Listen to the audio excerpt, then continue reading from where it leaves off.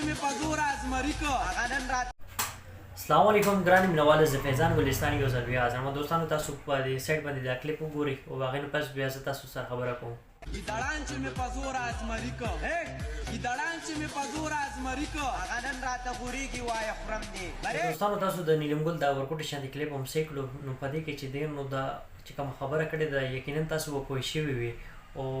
چې داسې دوستان دي چې څوک پرې نه پوه شوي نو زه پوهیږم نو دوستانو خبره داسې ده دا کلیپ چې دی نو دا ویډیو دی خو لیپ سینګ کړی دی او سپیشل دا ویډیو چې نیلم ګل جوړه کړې ده هغه چا دپاره جوړه کړې ده تاسو ته هم خو پته ده او چې چاته نه پته نو زه به درته ووایم دا ویډیو سپیشل صرف او صرف فاطمه ګل او مراد دپاره جوړه کړې ده ولې چې دی نه مخکې ما یو ویډیو جوړه کړې وه په هغې کې ما دا خبره کړې وه نیلم ګل چې دی نو بیماره بیا د هغې شو مو پېښور کې چې دی نو ګلونه د سپرلي نو په هغې کې چې دی نو نیلم ګل کاش شوې وه او نیلم ګل سره سره فاطمه ګل هم کاش شوې ده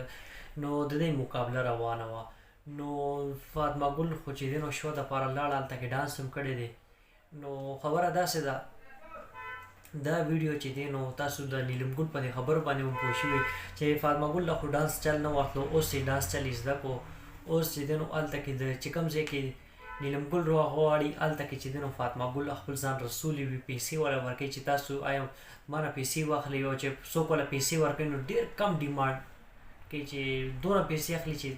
د نه اخیستو برابره وي نو خبره داسې ده هغه ځکه اخلي چې هلته کې نیلم ګل ته ځای میلو نه شي یا نیلم ګل څوک کاشت نه کړي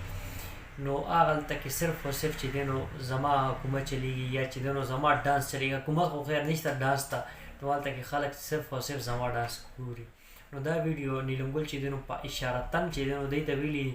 آیا تاسو چې دی نو ما نه د چل زده کړی دی اوس ته په ما باندې چې دی نو ټرایانې کې او ما ته ته خپل ځان ښې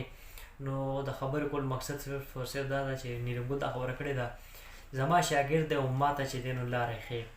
نو بس دوستانو زما دا میسج دا پیغام ما یا خپل دوستانو سره شیر کوم که ویډیو ما څه غلطي شوي نو زه بخښنه غواړم انشاءالله ډېر ژر تاسو سره به یوې نوې ویډیو کې به ملاقات کیږي د خپل ځان ډېر ډېر خیال ساتئ د لوی له په امان